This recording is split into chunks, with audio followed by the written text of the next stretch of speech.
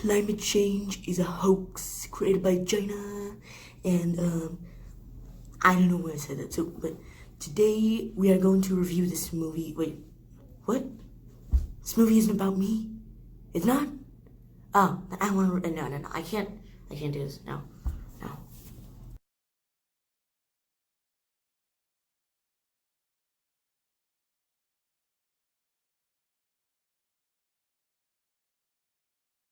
Hello everyone, today I'm going to be sharing my personal opinion and review of the short film Zero. Zero is a 2011 award-winning Australian short film directed by Christopher Kozelos.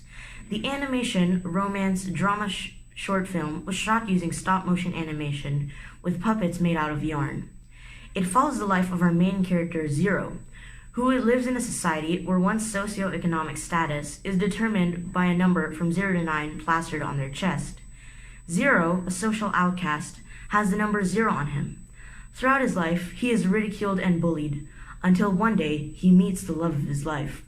My favorite character is Zero because he is relatable to me and many others who may watch the film. Even though life is difficult for him, he is able to persevere until he finally feels accepted.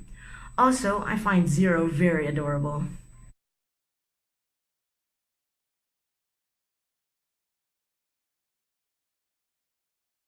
Zero tackles real-life social issues and interweaves them into a beautiful and inspiring story. For example, the film makes commentary on things like bullying and discrimination. All the higher numbers despise Zero just because he has a 0 and he looks different. Sound familiar?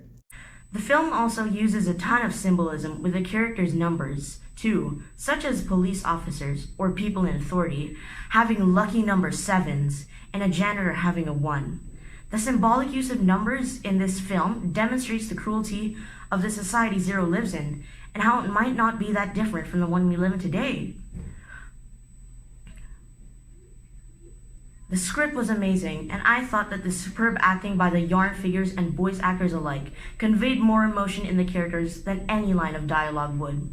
Although the narration was also helpful when I couldn't get exactly what was going on.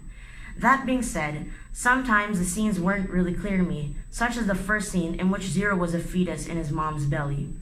If there hadn't been narration behind that scene, I definitely would have been lost. The lessons that can be learned from this movie are love, equality, and one's place in the world. We should learn to treat one another equally, no matter how we may perceive others to be. I would recommend this film to anyone who feels like a 0 in life, because they will feel empowered and inspired to be themselves. I would not really recommend this to very young children, because they might not be able to comprehend the themes of the film, and some scenes might be too violent for them, such as the alleyway scene where Zero got beaten up by a bunch of so-called dominant people. Overall, I enjoyed Zero. It had everything: a creative story, a good message, sharp social commentary, a shocking ending, and a heartwarming main character. I would rate the film PG for a mature subject matter and some violence. I would give it 4 out of 5 stars for superb acting and a great script.